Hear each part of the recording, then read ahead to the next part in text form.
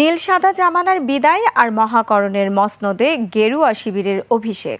কলকাতার ঐতিহাসিক brigade parade গ্রাউন্ডে প্রধানমন্ত্রী নরেন্দ্র মোদী ও স্বরাষ্ট্রমন্ত্রী অমিত শাহর উপস্থিতিতে বাংলার নতুন মুখ্যমন্ত্রী হিসেবে শপথ নিলেন শুভেন্দু অধিকারী। ঠিক তখনই কালীঘাট থেকে বাম অতি বামদের নিয়ে বিজেপি বিরোধী জোটের ডাক দিলেন তৃণমূল নেত্রী মমতা বন্দ্যোপাধ্যায়। বিস্তারিত নাইম আহমেদের রিপোর্টে।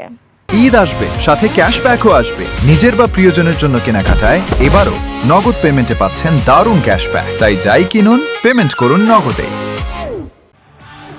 ঐতিহাসিক ব্রিগেড প্যারেড গ্রাউন্ড, যা সাক্ষী ছিল বহু রাজনৈতিক উত্থান পতনের। 4 মে ভোটের ফলাফল আসতেই পরিষ্কার হয়ে গিয়েছিল জনমত। 207 আসনে জিতে মহাকরণের পথে যাত্রা শুরু করেছে বিজেপি। ব্রিগেডের ঐতিহাসিক খোলা মঞ্চে রাজ্যপালের উপস্থিতিতে বাংলার নতুন কাণ্ডারি হিসেবে শপথ নিলেন শুভেন্দু অধিকারী।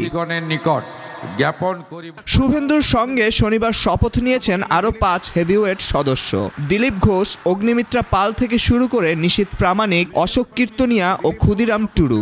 আগামী সপ্তাহেই হতে পারে সম্প্রসারণ, যেখানে প্রাধান্য পেতে চলেছে জঙ্গলমহল ও উত্তরবঙ্গের আরও 15 থেকে 18 জন প্রতিনিধি। দেশাত্মবোধক গান গাওয়ার জন্য একদিকে যখন ব্রিগেডে উৎসবের মেজাজ, ঠিক তখনই কালীঘাটে নিজের বাড়িতে রবীন্দ্র জয়ন্তী পালন করেছেন তৃণমূল নেত্রী মমতা বন্দ্যোপাধ্যায়। সাংস্কৃতিক অনুষ্ঠান হলেও নেত্রীর বার্তা ছিল আগাগোড়া রাজনৈতিক। হারের গ্লানি সরিয়ে বাম ও অতিবাম দলগুলোকে একজোট হওয়ার ডাক দিয়েছেন তিনি।